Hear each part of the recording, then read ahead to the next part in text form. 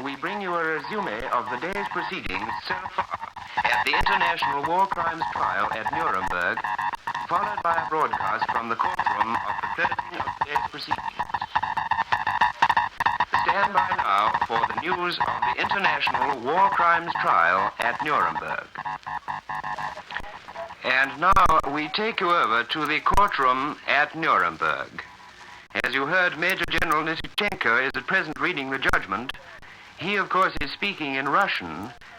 It is immediately being translated by an English or an American interpreter, and it is the interpreter in translating that you will hear. So over we go now to Nuremberg. Immediate necessity to use the human resources of the conquered Soviet territory to the fullest extent. Should we not succeed in obtaining the necessary amount of labor on a voluntary basis, we must immediately institute conscription or forced labor. The complete employment of all prisoners of war, as well as the use of a gigantic number of new foreign civilian workers, men and women, has become an indisputable necessity for the solution of the mobilization of the labor program in this war.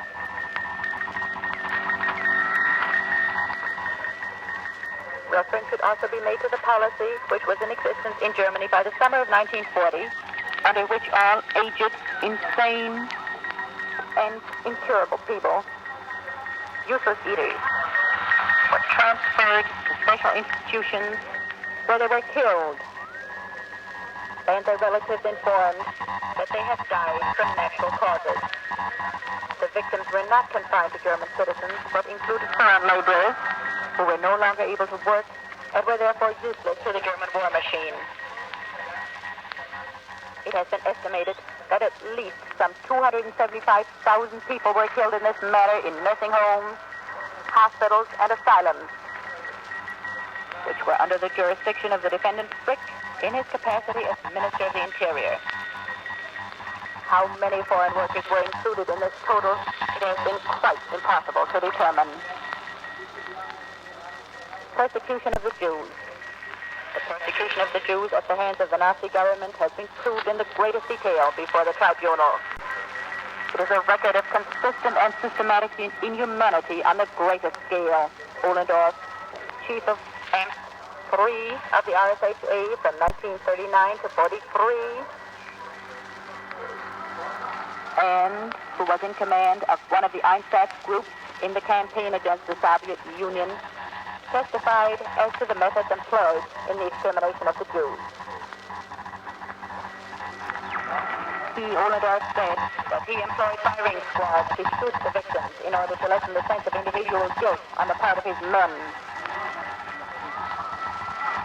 And the 90,000 men, women, and children who were murdered in 1 year by his particular group were mostly Jews. When the witness Bostolewski was asked how Ohlendorf could admit the murder of 90,000 people, he replied, "I am of the opinion that when, for years and for decades, the doctrine is preached that the Slav race is an inferior race, and that Jews are not even human, then such an outcome is inevitable." But the defendant Frank spoke the final words of the struggle of Nazi history when he testified in this court. "We have fought against Jewry. We have fought against it for years. And we have allowed ourselves to make utterances, and my own diary has become a witness against me in this connection, utterances which are terrible. 1,000 years will pass, but this guilt of Germany will still not be erased." The anti-Jewish policy was formulated in point 4 of the party's program, which declared, "Only a member of the race can be a citizen. A member of the race can only be one who is of German blood without consideration of creed. Consequently, no Jew can be a member of the race." Other points of the program declared that Jews should be treated as foreigners, that they should not be permitted to hold public office, that they should be expelled from the Reich if it were impossible to nourish the entire population of the state, that they should be denied any further immigration into Germany, and that they should be prohibited from publishing German newspapers. Nazi Party preached these doctrines throughout its entire history. The Stürmer and other publications were allowed to disseminate hatred of the Jews, and in the speeches and public declarations of the Nazi leaders, the Jews were held up to public ridicule and public contempt. With the Caesar in power, the persecution of the Jews was intensified. A series of discriminatory laws were passed, which limited the offices and professions permitted to Jews. The German Foreign Office circular, in an article of the 25th of January 1939, entitled Jewish Question as a Factor in German Foreign Policy in the year 1938, describes a new phase in the Nazi anti-Semitic policy in these words. It is certainly no coincidence that the fateful year of 1938 has brought nearer the solution of the Jewish question, simultaneously with the realization of the idea of Greater Germany, since the Jewish policy was both the basis and consequence of the events of the year 1938. The effects made by Jewish influence and the destructive Jewish burden politics, economy, and culture paralyzed the power and the will of the German people to rise again, more perhaps even than the power policy opposition of the former enemy allied powers of the First World War. The healing of the sickness among the people was therefore certainly one of the most important requirements for exerting the force which, in the year 1938, resulting in the joining together of Greater Germany in defiance of the world. The Nazi persecution of the Jews in Germany before the war, severe and repressive as it was, cannot compare, however, with the policy pursued during the war in the occupied countries. Originally, the policy was similar to that which had been enforced inside Germany. Jews were required to register, were forced to live in ghettos, to wear the yellow star, and were used as slave laborers. In the summer of 1941, however, plans were made for the final solution of the Jewish question in all of Europe. This final solution meant the extermination of the Jews, which early in 1939 Hitler threatened would be one of the consequences of the outbreak of the war. And a special section of the Gestapo, under Adolf Eichmann, as head of Section B4 of the Gestapo, was formed to carry out this policy. The plan for exterminating the Jews was developed short after the attack on the Soviet Union. Einsatzgruppen of the security police and the SD, formed for the purpose of breaking the resistance of the population of the areas lying behind the German armies in the east, were given the duty of exterminating the Jews in those areas. The effectiveness of the work of the Einsatzgruppen is shown by the fact that in February 1942, Heydrich was able to report that Estonia had already been cleared of Jews, and that in Riga, the number of Jews had been reduced from 29,500 to 2,500. Altogether, the Einsatzgruppen operating in the occupied Baltic states killed over 135,000 Jews in 3 months. Nor did these special units operate completely independently of the German armed forces. There is clear evidence that leaders of the Einsatzgruppen obtained the cooperation of army commanders. In one case, the relations between an Einsatz group and the military authorities was described at that time as being very close, almost cordial. In another case, the smoothness of an Einsatz commando's operation was attributed to the understanding for this procedure shown by the army authorities. Units of the security police and the SD in the occupied territories of the East, which were under civilian administration, were given a similar task. The planned and systematic character of the Jewish persecutions is best illustrated by the original report of the SS Brigadier General Sept, who was in charge of the destruction of the ghetto in Warsaw, an action which took place in 1943. The tribunal received in evidence that report illustrated with photographs bearing on its title page the words, "The Jewish ghetto in Warsaw no longer exists." The volume records a series of reports sent by troops of the higher SS and Police Bureau East. In April and May of 1943, in one report, the resistance put up by the Jews and bandits could only be suppressed by energetic action of our troops by day and by night.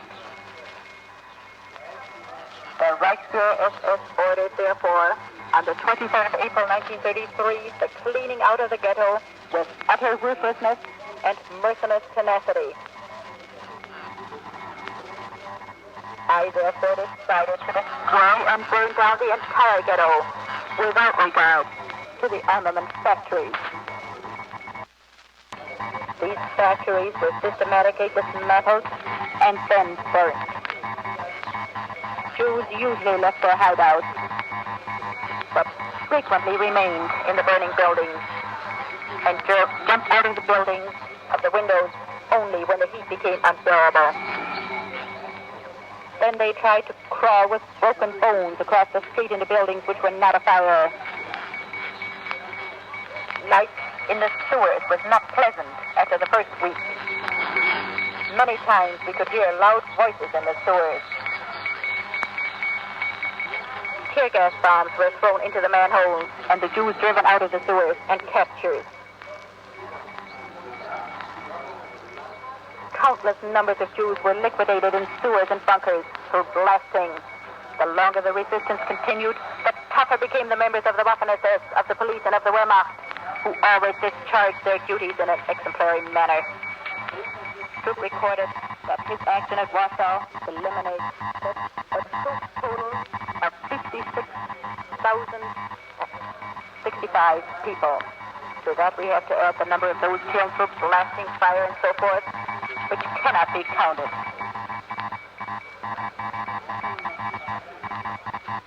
Grim evidence of mass murders of Jews was also presented to the tribunal. In films depicting the communal graves of hundreds of victims, which were subsequently discovered by the Allies.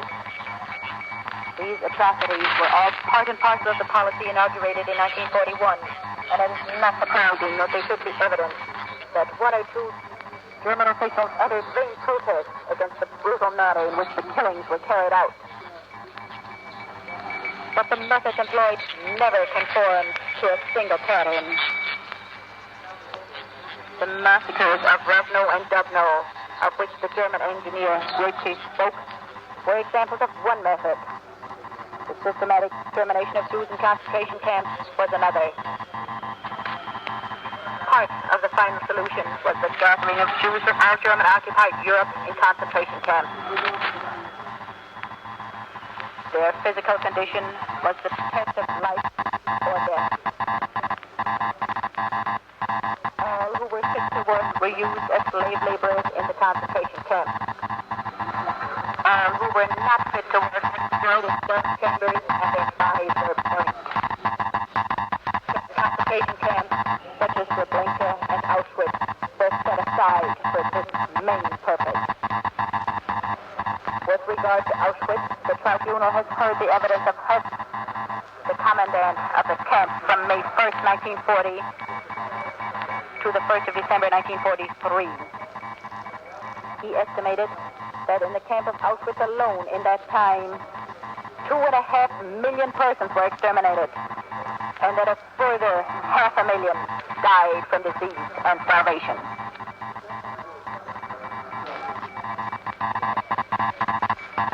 Described the screening for extermination by stating in evidence. We have 2 SS doctors on duty at Auschwitz to examine the incoming transports of prisoners. The prisoners would be marched by one of the doctors who would make spot decisions as they walked by. Those who were fit for work were sent into the camp. Others were sent immediately to the extermination plant. Children of tender years were invariably exterminated, since by reason of their youth, they were unable to work. Still another improvement was made over Treblinka, was that at Treblinka the victims almost always knew that they were to be exterminated. But as Auschwitz, we endeavored to fool the victims into thinking that they were to go through a delousing process. Of course, frequently they realized our true intentions, and we sometimes had riots and difficulties due to that fact. Very frequently, women would hide their children under their clothing. But of course, when we found them, we would send the children in to be exterminated.